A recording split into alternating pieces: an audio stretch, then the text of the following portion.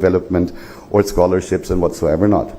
So, as I said in the beginning, we already built 134 companies as basically as a test run, and now we are executing on it in thousands. So our goal is, could sound a little crazy here, but it's a new model. We automate and standardize company building, right? And it's a fair payout system, so we don't have a round financing. But our goal is to build up to 100,000 companies per year. We are able to cut the cost by 99.x%. So we reduce the risk in early stage by 99.x%. Right? The rest we cover with our earnings, so we basically can deliver their companies basically risk-free in early stage. The value we generate is, comes from like up to 20 times faster system than nowadays manually expansion. And so we can generate value better, right? So we can offer a service to students. First time you can think about, hey, I can push the risk and the sleepless nights and the hassle to a third party, also in masses. And this is what we offer, and we are now expanding.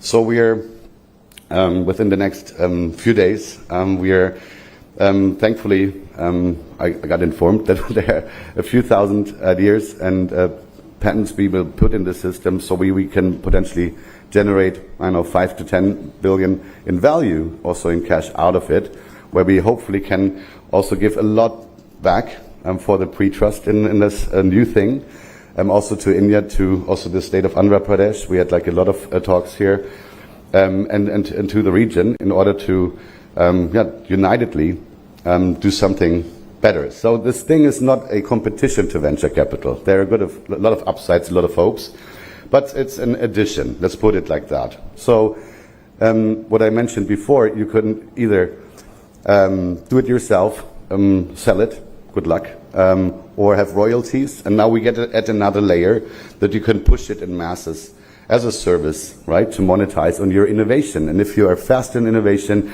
if you monetize in masses, and our own earnings we take and also put that in purposeful projects, right, non-profits, we can actually unitedly, I think, with innovation and implied education, we can change quite a bit. So everybody has the same chances. We generate jobs. We expect up to 50 million jobs per year out of that program, right? So I'm talking also internationally to a lot of governments, and basically it's an interesting discussion, like how many jobs do you want to have? So we can create basically a new type of company, as small and medium-sized enterprises, on a date or a certain time frame, right? And this is an interesting discussion, and this is basically on a fixed price, and everybody wins. So it's not on the shoulders of the academic side or innovators, because nowadays they usually don't earn that much. It's usually the bigger money who gets the biggest pie, and the academic side, the brains behind it, or you're sitting here, usually has like a small pie in the end. And it's also, one thing we want to change. So thank you for listening just for a few minutes here. Hopefully we can add a lot of value to the region, to the people, to all innovators. And if you have any questions also later on, we're here for a few days. Here we have for the CII Partnership Summit. Thank you very much also for the invitations, and have a great, wonderful day. Thank you.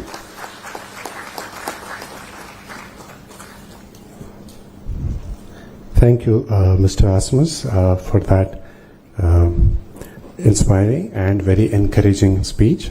Next, I would like to invite Professor K. Ratna Sheila Mani, Vice Chairperson, Andhra Pradesh State Council of Higher Education, Government of Andhra Pradesh, for this special address.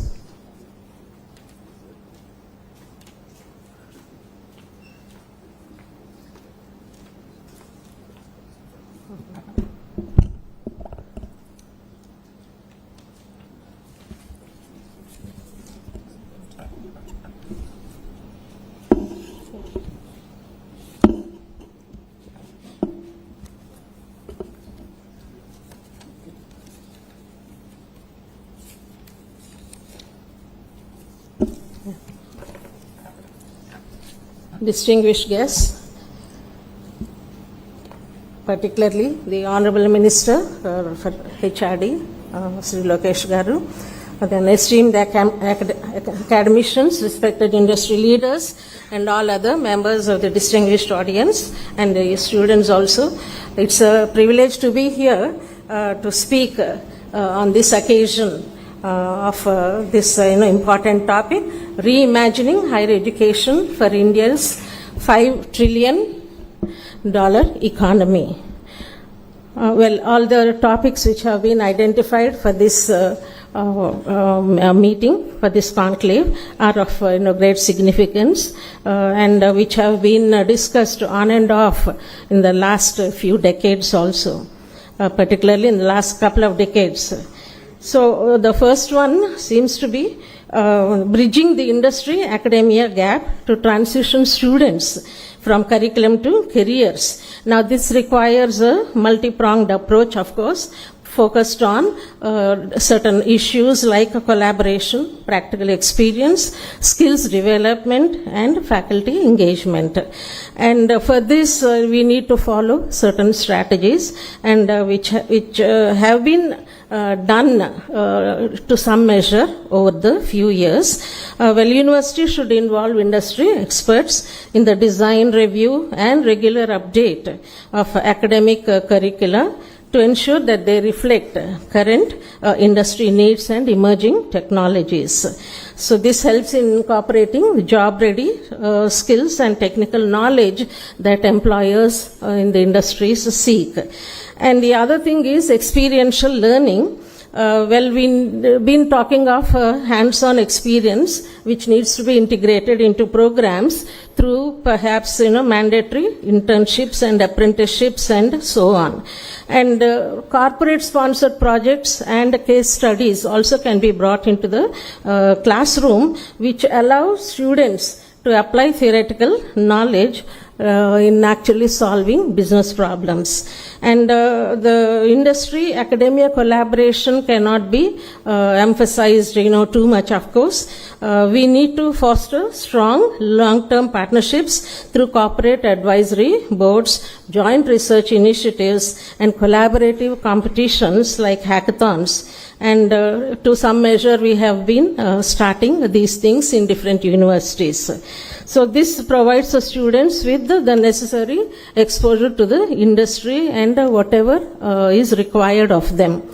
And skill development focus is also important. For some years now, we have been emphasizing on hard skills and soft skills. So the technical knowledge is as important as the soft skills, like critical thinking, problem solving, communication, teamwork, and self-management. So these are often cited as major gaps as far as the graduates are concerned, in spite of good efforts being put in by the different institutes. And to cater to all these, to inculcate all these skills and so on in the students, faculty development also should progress on an equal rate. So faculty also should gain practical industry exposure through corporate immersion programs, maybe short-term industrial projects and so on. So that helps educators and faculty to bring real-time, real-world insights also into their teaching. And of course, technology integration is a must in this tech-driven world. Coming to the other area which has been identified for discussion in this conclave is the need to redesign degrees in India for emerging sectors to realize $1 trillion economy, and this requires a very fundamental shift, a paradigm shift, in fact, we can say, in the higher education system. And but this has become all the more imperative because of the directives in the National Education Policy NEP 2020. When we need to redesign these degrees by focusing on flexibility, multidisciplinary learning, skill integration, and strong industry collaboration. So when we have multidisciplinary and flexible curricula, I think we have to move towards holistic education, and rigid compartmentalization between different disciplines. For example, arts versus science, etc., cannot survive in today's world. They don't serve their purpose also. So we need to combine subjects. We need to allow students to combine subjects across disciplines. Perhaps computer science with management, or law can be combined with technology. Now, the other need is to integrate vocational and skill-based education into the curriculum, into the mainstream academic programs, so that the skill gap which exists in the graduates can be addressed. And maybe this requires mandatory internships, apprenticeships, and hands-on projects. And perhaps it has to be started in the first year itself. Now, focusing on emerging technologies is another strategy that we need to attend to. Our students have to be exposed to new age technologies like AI, ML, data analytics, cybersecurity, and IoT, the Internet of Things, and so on. And we know that the government is also trying to establish centers of excellence in AI, particularly in key sectors like health, sustainable cities, agriculture, etc. And again we come to this point, the collaboration between institute and industry. So this is necessary because hybrid learning and experiential learning are the focus these days, whether it be in sciences or technology or even in humanities or languages, particularly language teaching. We are speaking of the necessity of adopting online, digital, and hybrid learning formats along with virtual reality and augmented reality in the classrooms. So this is what we have for long been describing as learning by doing. So the students learn a lot by doing, and it provides them the motive and the confidence also to move forward. And they can apply then the theoretical knowledge effectively to whatever things they are doing. And again, this also brings us to the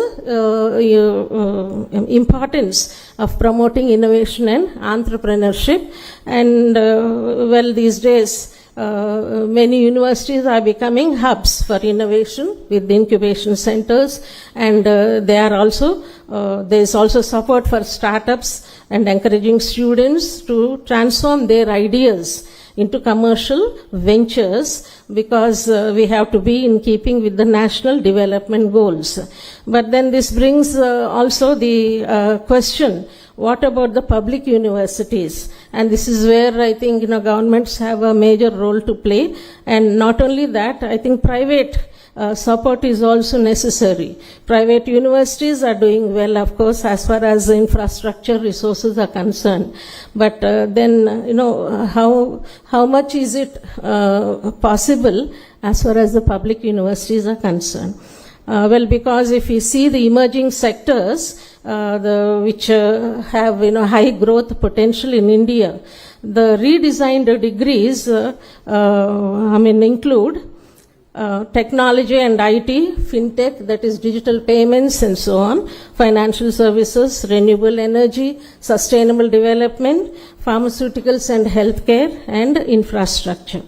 Then moving on to the other significant topic here, how the universities are playing an economic role, more so these days. They have to evolve from traditional degree granting institutions to dynamic innovation hubs. In the process driving regional growth and national economic growth.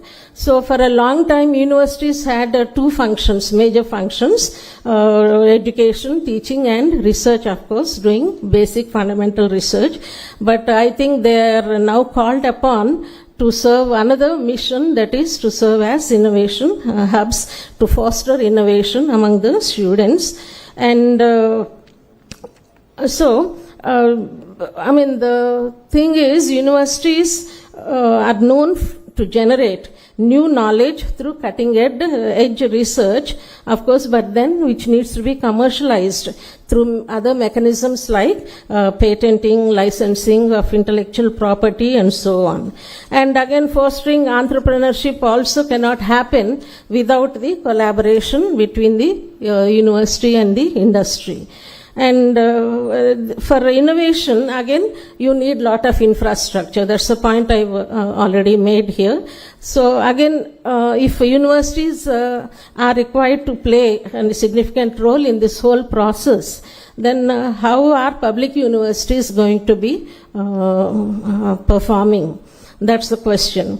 And of course, universities also can serve to create job creation in the locality, in the region. So regional economic development also is possible by attracting investment and also contributing to whatever that region is famous for. So it may be fisheries, or it may be marine biology, or it may be some other thing which that particular region or district is famous for. So by contributing to knowledge in that area also, and performing, encouraging students to do more research, I think that way also to the universities can contribute to the local regional economic development. And the other aspect is internationalization of education, which has always been there in the last, I think, decade or 2 decades. Several universities have foreign students, of course, and also in the research programs. So in this way we need to integrate an international, intercultural or global dimension into education. This is with the aim to prepare students for an interconnected world because of the impact of globalization. And there are several benefits, of course, of this aspect. One is economic. Well, in many countries, they see at the additional revenue that can be achieved because of the presence of the international students. And the other one is academic and educational. When you have internationalization in educational institutes and so on, we can foster collaboration, we can promote exchange of knowledge, and encourage the faculty to maintain international standards. At this juncture, I think I wish to make this point also. In many universities, for awarding PhD degrees, 3 examiners are a must, and in some universities, the 3rd examiner is usually from abroad, a foreign examiner. So that enables the faculty and the students also not to dilute the standards, because they know that all the 3 examiners have to pass their thesis or whatever. So we faculty then are encouraged to meet international standards and not become too local or remain within their comfort zone and so on. Then social and cultural implications are also there. It enhances empathy, understanding, and truly enables our students to become global citizens, because in a globalized economy that is important. And so in this process, there have been mobility programs, of course, involving physical movement of the students, faculty, researchers through study abroad, exchange programs, and so on. Not only that, offering joint research initiatives, dual degree programs, and the establishment of international branch campuses and so. And the last one, which has been identified, is leveraging technology in education by integrating digital tools and resources so that learning becomes more engaging, accessible and effective. And the AI powered platforms I think are increasing these days, not just in science and technology, but even in language teaching. There are researchers who are experimenting with using AI-powered tools in teaching languages.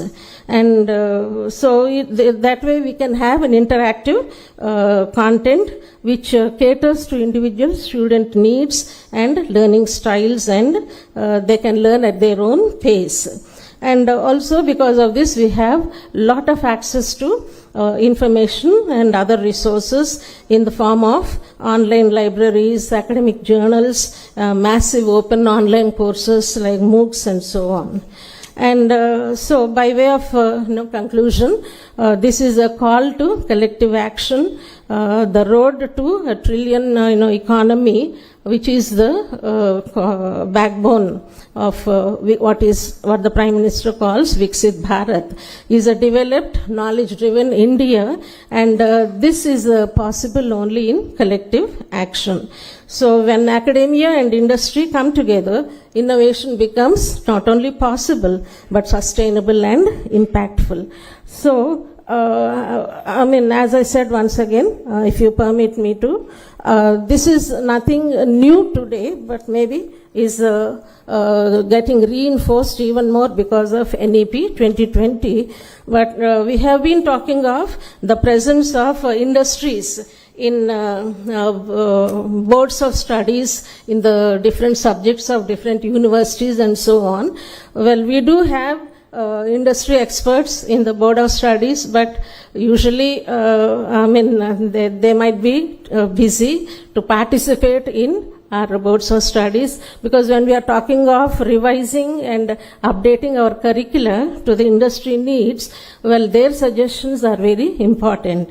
But sorry to say, though this has been going on for a lot of time, at the most there is only a tangential involvement between the industries and the universities. So more industry involvement in the universities, in the institutes, I think will result in a much more fruitful and fruitful economy, and also in terms of scientific and technological development.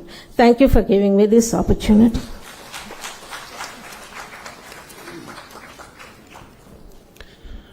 Thank you, Professor, for your informed, comprehensive perspective. And now, ladies and gentlemen, the moment we have all been waiting for. It is our privilege to welcome the chief guest for this inaugural session, Sri Nara Lokesh, Honorable Minister for Human Resources Development, IT, Electronics and Communication and Real-Time Governance, Government of Andhra Pradesh. We request you, sir, to deliver the inaugural address. Thank you.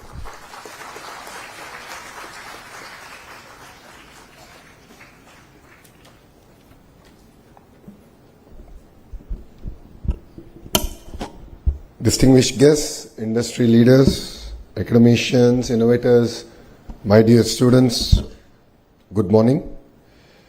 Let me congratulate first CI, the Southern Region, and VIT for hosting an amazing forward-looking conclave. But I don't necessarily agree with them. The vision set here is reimagining higher education for India's $5 trillion economy. We should be thinking about our $30 trillion economy. India is going to achieve 5 trillion. Whether the leaders who are sitting here do what they're supposed to do or not, we will achieve $5 trillion economy. The question is, how fast can we achieve the Honorable Prime Minister Shri Narendra Modi ji's vision of India achieving its $30 trillion economy depends on the kind of reforms, collaboration, changes that we all do together here. Economic growth is not possible without intellectual and human capital being harnessed. Higher education is not merely a sector for me, it is a strategic pillar here in Andhra Pradesh. 54% of our population is under the age of 25, which makes us one of the youngest workforces. It is a greater asset, and yes, demographic dividend is here to be harnessed. But it also presents unique challenges. The challenges is in terms of our employability, in terms of our ability to adapt to the changes that the world is going through. Only 34% of India's working age population has received a formal training. This is compared to 96% in South Korea, 80% in Japan, and 75% in Germany. The recent economic survey stated that only 51% of our graduates are employable. 51%. There is a big mismatch of what we teach and what the market demands. To be fair, in our current higher educational institutions, we are not able to provide any gainful employment even after 3 to 4 years of formal training. Whilst youngsters go to Amirpet and within 4 to 6 months of training, they are able to find a job. So I truly believe that fundamental transformation, not correction, transformation is required in higher education. We must move from degree acquisition to skill activation. We can draw a lot of examples from across the world. Dr. Ashwini ji just mentioned about Stanford University and asked me to explain why Stanford has fostered innovation. And to be fair, it's a very old institution. It has built itself organically. But the most important thing is the ability of the institution to transform itself, to adapt to changes around itself. And when I went to Stanford, I was part of the old curriculum at the Graduate School of Business. I was literally the last batch of the old curriculum. And Brahmni, my wife, is also Stanford MBA. She was part of the new curriculum. And there's so much of sea change between the curriculum, the approach, that even universities have to start transforming themselves. Otherwise, they become irrelevant. Professor Ratnaji just mentioned about public universities. So that is my concern. Public universities also should transform themselves. They should be led by best in industry to drive changes. Only then will they also be relevant in higher education. There is always a persistent gap between, academia and industry.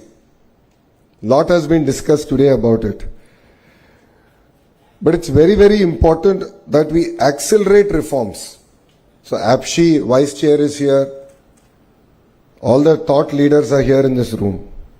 What is important is pace, speed at which we bring in the change.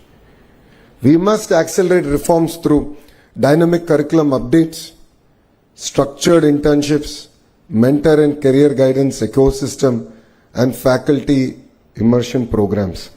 This is not merely a luxury, this is need of the hour, this is necessity for India. As all of you are aware, there has been a change in the government in the 16 months back.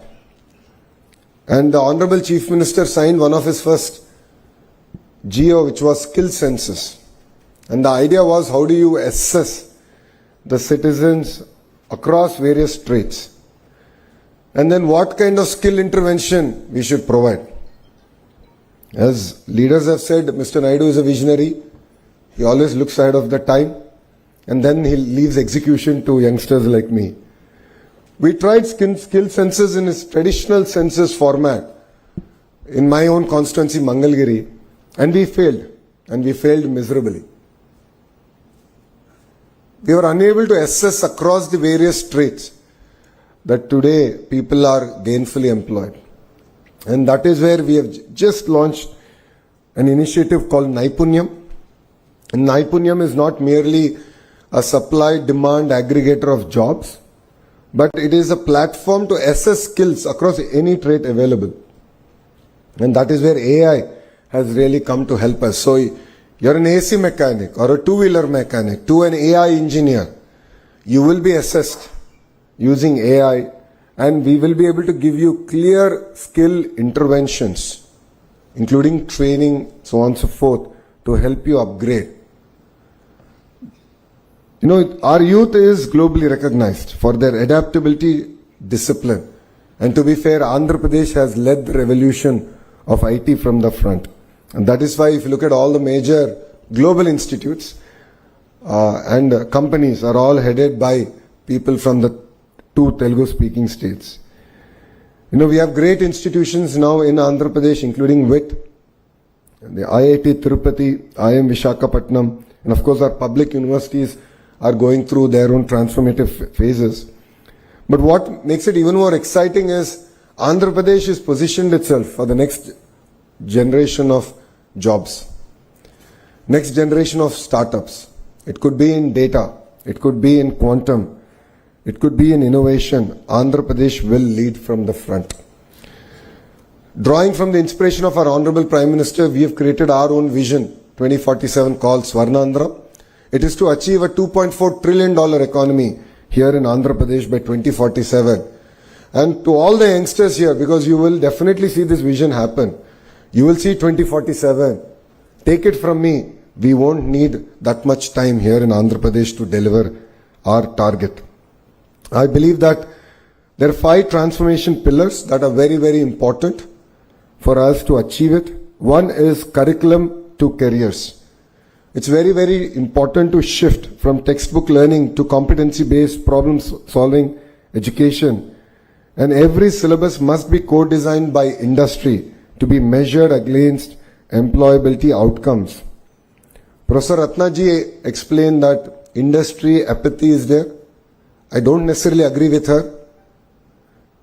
The titans of industry have very limited time. We as a state have to be proactive. We have to deliver on the speed. We shouldn't waste their time. Only then will they be willing to invest time to help us transform our entire curriculum. So APSHI should work even harder than they are, including the chairperson, to involve the industry in terms of bringing in the requirements, changes to the curriculum. Research and innovation is the second pillar. Each university COE must host incubators, patents and startup hubs. It's very, very important that we also tie up with other global universities. I've had an opportunity to be to Australia. Recently I visited quite a few universities in a very short time I was there. It's fascinating to see the kind of research that's happening there and how each university over a period of time has developed deep understanding and deep research in a sector. So a great example of this is a New South Wales University, which is, while it offers courses across sectors, their specialization is in solar cell. And I saw a 10,000 square feet rapid prototyping center, which was quite inspiring. And we are going to bring it to IIT Tirupati. We're already in touch with them to sort of look at how can we now bring collaboration between industry, academia and research together. So I think this is very, very important for all of us to work. The third pillar is our digital future skills. AI, quantum, semiconductors, green tech, robotics are here. But as Selvam ji has said, please don't outsource your creative thinking to ChatGPT or Gemini.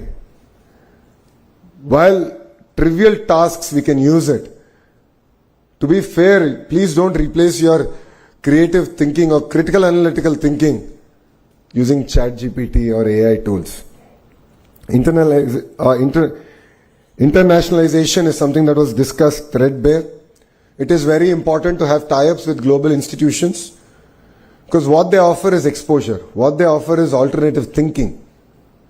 This, I believe, is very, very important if India has to deliver on its $30 trillion mission. Inclusivity and regional balance is the other very, very important subject, and this is something very core to the heart of this administration. While Amaravati is our capital and there's a lot of works, I'm sure all of you would appreciate, now that rains have subsided and we are able to restart all the works here in Amaravati. But for us, all regions and all parts of the states are equally important. But what we have done is a very focused clusterization. So if you look at Anantapur, it's the automotive hub. Kurnool is the renewable energy hub.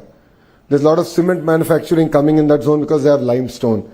Electronics manufacturing is coming between Kadapa and Chittoor. A lot of work is happening in compressed biogas in Prakasam district. Erstwhile Nellore district is already diversified. All of you will be surprised to know 50% of India's air conditioning is manufactured here in Andhra Pradesh. We've signed with LG, Daikin and Blue Star. We're going to take this to 70%. Imagine one cluster, 70% of India's air conditioning is going to come. Compressed biogas, as I said, in Prakasam. Here in Krishna Guntur is capital. We have Quantum now coming and we have few other industries coming here. East-West Godavari districts are exceptionally well known for their fisheries and we're working hard to take that forward. North Andhra is going through its own transformation. It's going to be $1 trillion ecosystem, starting with a pharma hub, chemical hub, medical devices manufacturing hub, to a steel city. I thought we'll be building one new steel city. It looks like we're going to build 2 new steel cities in Visakhapatnam. And the entire data ecosystem, IT ecosystem that's getting built out there. Why am I sharing this with you is we believe in the power of vertical and horizontal integration in each of these clusters. So let me take an example of your mobile phone. All of you are taking pictures, so I thought that was apt. You have a screen, you have a camera, you have a camera lens, you have a lithium-ion battery in it, you have a haptic engine in it. All these are roughly manufactured by about 1,000 suppliers. And our vision here in the state is to bring these 1,000 suppliers to that cluster and build a thriving ecosystem. So looking at it from an end-to-end perspective, that's what I call verticalization. And horizontal is where my department, HRD, comes in. Curriculum, skill development, testing of equipment, and third thing is certification of this equipment. So when I met the Blue Star leadership, they said we manufacture 50% of India's air conditioning, but if I have to get a heat pump certified, I have to send it all the way to Germany. And why is that the case? Why are they not here? And you want to make it a 70% ecosystem, then we need to bring in the entire certification here to India and to this particular cluster. So what you're going to see in the next 3.5 years is a tight integration between our vertical and horizontal approach, and we'll create a thriving cluster in each of these zones. And I would like to thank CI for their continued support, but I would also like to request CI that they need to run at the pace of the Andhra Pradesh government. We've done consultative committees. We have a sense of urgency. Andhra Pradesh was, exactly 18 months back, not in the radar of any investment or investor coming to India or even in India. But today we have attracted close to $120 billion worth of investments already. And the partnership summit that we're hosting 14th, 15th in Visakhapatnam, we're hoping to close another $120 billion investment. By the end of our term, as we go for re-election in 2029, I have a vision that we can attract $1 trillion worth of firm commitment. So these are investments that obviously will not get done in the year that they're signed, but they will start. So if you look at ArcelorMittal project, it takes 7 years for all 3 phases to be implemented, but $15 billion will get invested in that project. If you look at the Google Data City, it's $15 billion that will get invested in 3 years.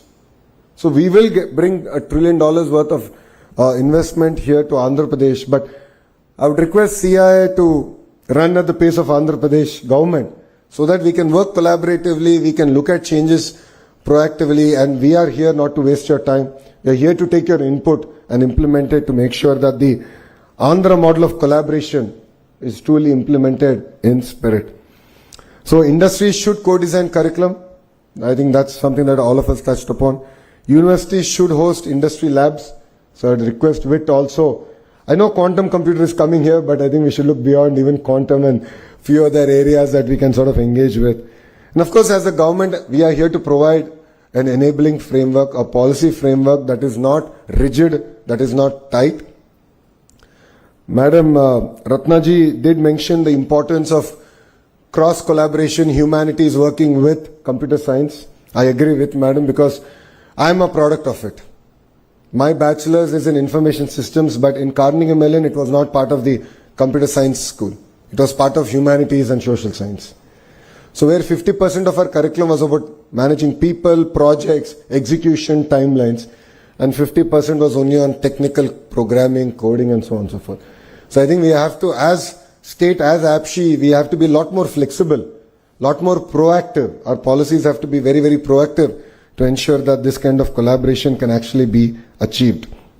And yes, together with all the youngsters in this room, we will make India proud.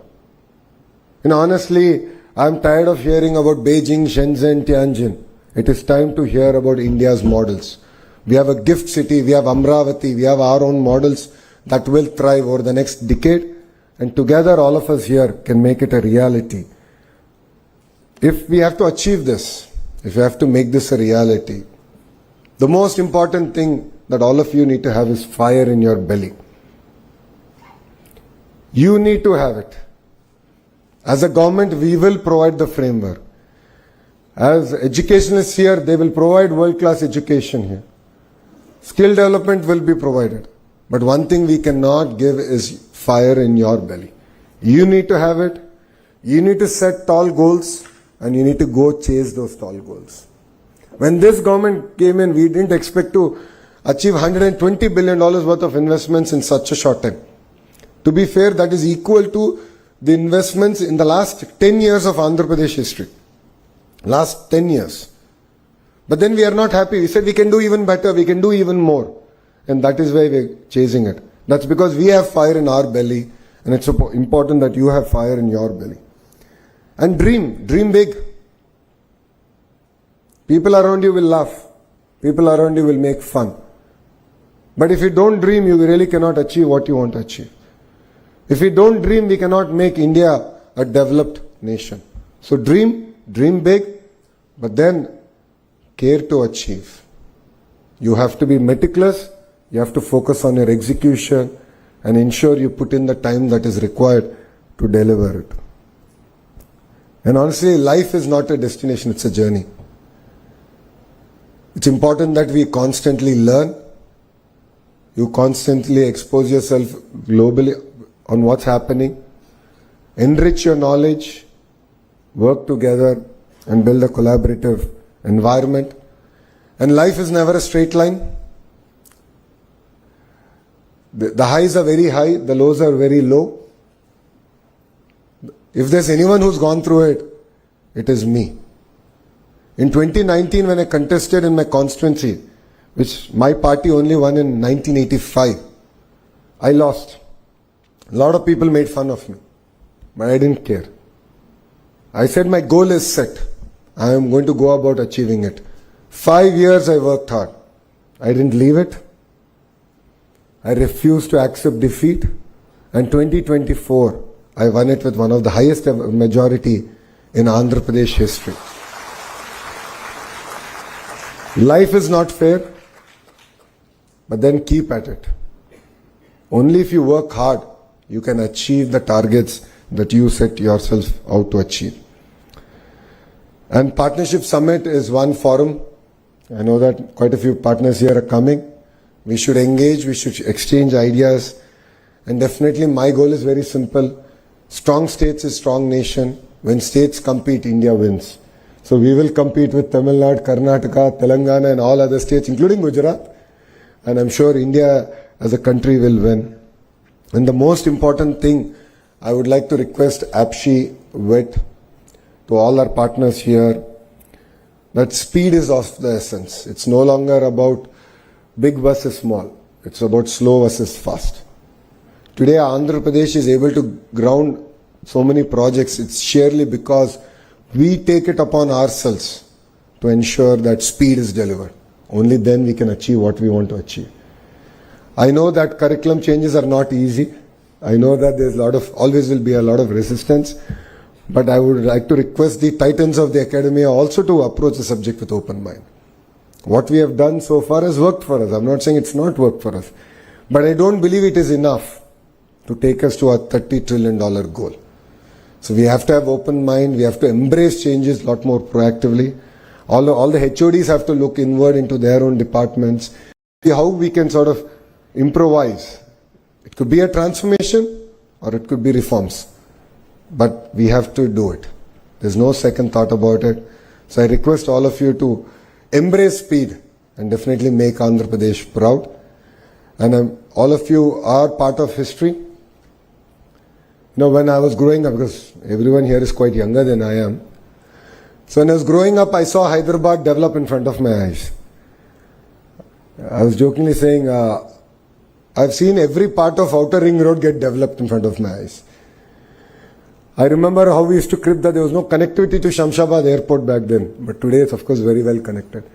You're exactly seeing that magic happen in front of you here in Amaravati. Next 3 years is going to be a really transformative experience for Amaravati, for Andhra Pradesh. And all of you are going to witness history in making. And all of you should be part of this history.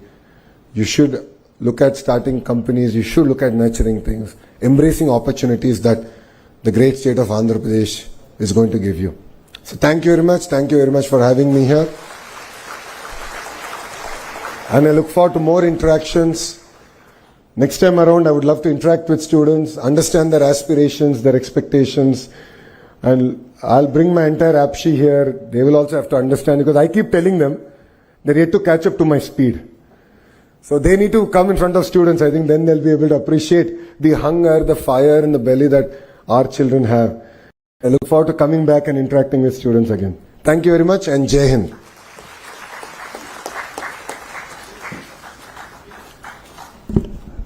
Thank you so much, sir, for the inspiring address and your visionary outlook on strengthening the education ecosystem to align with Andhra Pradesh and India's economic ambitions. Thank you once again, sir. So may I now invite Dr. G.V. Selvam, Vice President, VIT, to felicitate our chief guest, Sri Nara Lokesh, sir.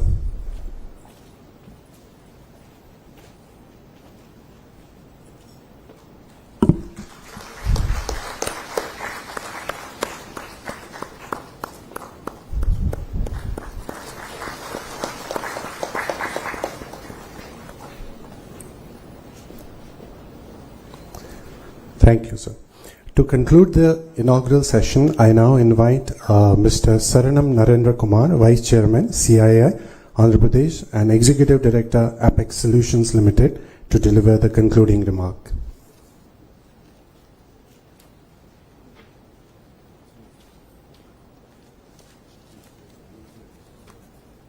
So good morning, everyone.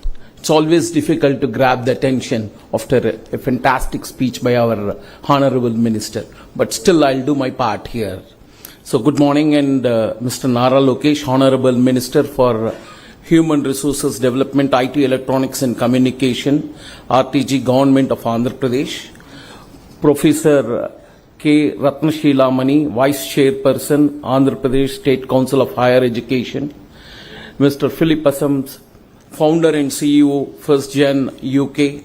Dr. G.V. Selvam, Chairman, CIISR College Excellence Cluster 2025 and Vice President, VIT. Dr. Ashwin Mahalingam, Co-Chairman, CIISR Task Force on Education and Industry Institute Linkages, Co-Founder, OCAPI Advisory Services Private Limited, and Director, IIT Madras. And distinguished speakers, members, and industry and friends from media.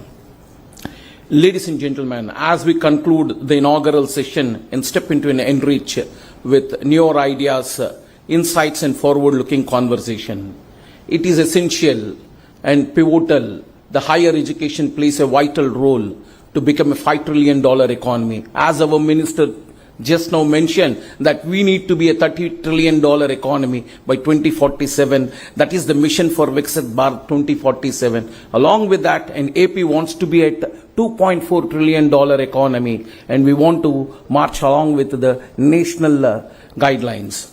And today's our discussion is going to be on bridging the industry-academia gap, readdressing the degrees for emerging sectors and higher education and internationalization. We'll explore how our education system and ecosystem can become the true engine for our national progress. So I would like to mention a few of my experiences here. So since how the ecosystem to be transferred. In one of the meeting, so I was talking to Rajiv Chandrasekhar ji. He was mentioning now the industries and all coming up where the metros are there, where the infrastructure is very well established. Now the future is getting transformed into the place where the knowledge is available, where the skill set is available, where the productivity is there. So industry is going to come to the places where the knowledge. Now this is the place where we have so many universities, the knowledge is here. I am sure that this place will be an happening place in a near future. And apart from this, in one of our discussion, Mr. Bhatia, Apple CEO, when I was talking to him about how the production expansion is going on, he mentioned very clearly they have been in this industry in India, the manufacturing, because of this production linked incentive schemes. When the schemes is not there, then they are not ready to be here in India. The reason behind it is the right kind of a manpower, right kind of a skill set, it's not available, and we are far, far below than the expected productivity from the international standard. As well as the training the manpower, it is a cost, in fact. Once the people comes out from the colleges, and those they are not ready to deployable in the manufacturing. The reason is there is a big gap in it. In fact, India's demographic dividend gives us an extraordinary edge, but also a profound responsibility. Our education system must evolve to become more practical, industry aligned, and global connected, ensuring every graduate is prepared for a rapid transforming world.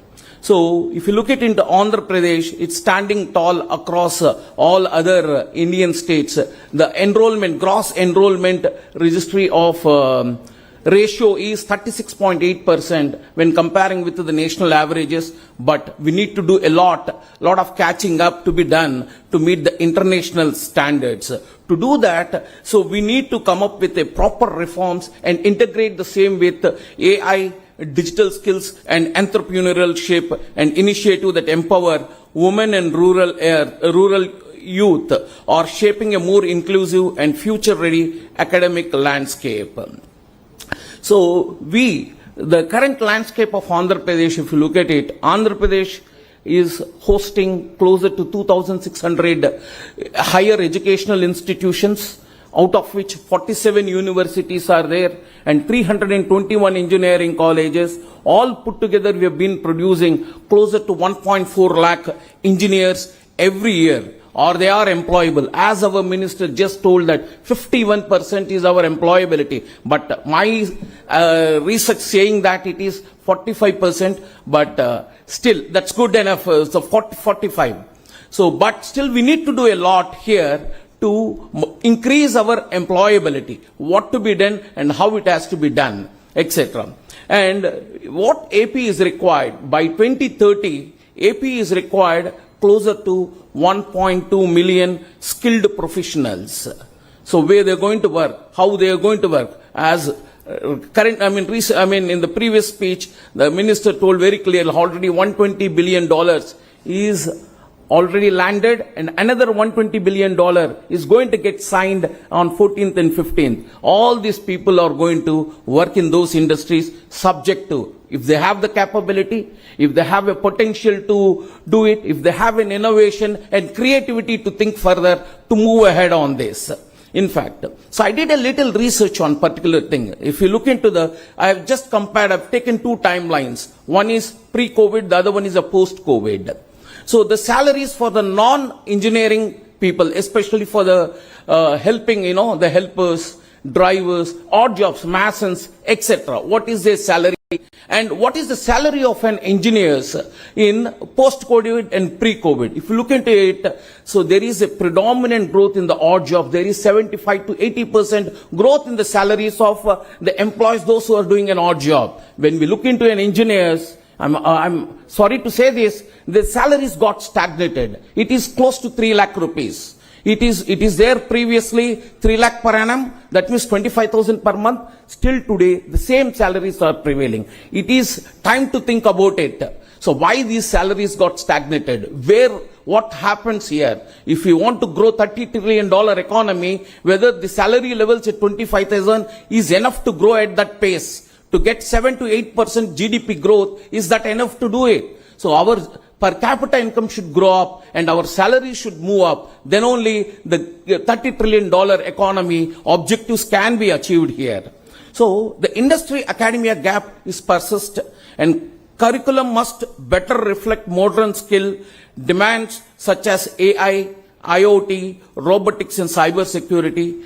Research output remains modest, calling for a shift from teaching focused to innovation driven institution. So far we've been focusing on teaching. So we want a innovation driven institutions. Faculty development is uneven and digital access needs strengthening, and global exposure for learned must expand. So now to creating this curriculum, modernizing the curriculum, skill development and apprenticeship at scale, CII would like to act as a catalyst, would help the universities. I heard from the madam that industry doesn't have the time to create it. Certainly we try to create that space, and we'll do that, madam. You please put across to us this particular one. So the future of Andhra Pradesh will be shaped not only in factories, it will be shaped in the classrooms and laboratories where young minds learn to imagine, design and lead. Let us commit to building the ecosystem that is future ready, globally competitive and deeply innovative. Before we close, I extend my heartfelt gratitude to all those who have joined us this morning. So Honorable Minister, Mr. Nara Lokesh Garu, so we have very well taken, sir, the $30 trillion economy by 2047 and 2.4 trillion from Andhra Pradesh side. The importance of human capital has been taken into consideration, and 5 pillars of transformation, this university, the bridging the gap is very well taken, sir. And the next thing is Professor K. Ratnashila Mana, Vice Chairperson, Apache. Thank you for your valuable presence, madam. How modern approach and dual dominant degrees will help the industry as well as these institutions. Very well taken. And Mr. Philip Asalam, founder, First Gen UK, our sincere appreciation for your participation, sir. And Dr. G.V. Selvam and Dr. Ashwin Mahalingam, thank you for your leadership and continuous support. And a special note to thanks to our distinguished speakers, panelists, and our partners. Event partner, VIT Vellore Institute of Technology. Associate partners, JPR University and Thiagarajan College of Engineering. Supporting partner, ICD Academy. As Andhra Pradesh is hosting the CII 30th Partnership Summit in Visakhapatnam on tomorrow, day after, 14th and 15th November. It's a marquee platform championed by Mr. Nara Lokesh Garu and pivotal for attracting large-scale investment. Is already mentioned, 120 is landed, 120 is going to get landed. He's very confident on it and generating new jobs. Today's discussion gain even greater relevance and urgency. So, wishing you all productive and engaging conference ahead. So, please join us for the networking tree, and we will reassemble again here in next 15 to 20 minutes. Thank you very much. Thank you so much, sir. Ladies and gentlemen, that brings us to the close of the inaugural session of the CII Southern Region Higher Education Conclave 2025. We extend our heartfelt thanks to all our dignitaries for sharing their valuable insight.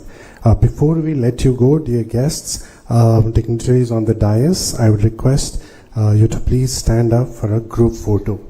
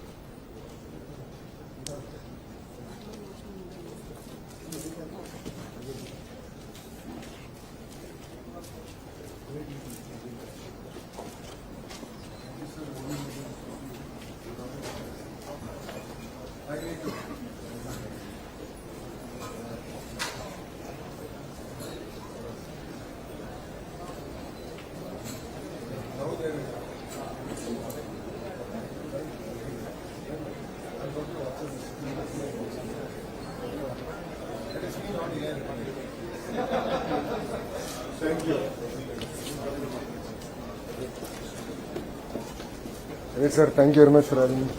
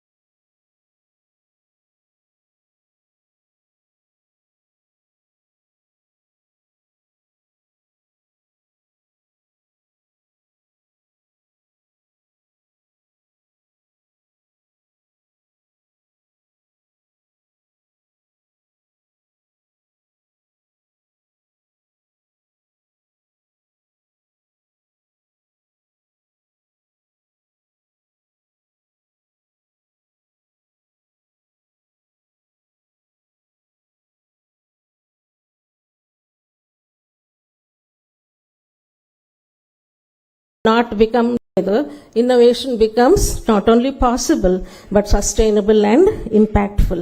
So, as I said once again, if you permit me to, this is nothing new today, but maybe is getting reinforced even more because of NEP 2020. But we have been talking of the presence of industry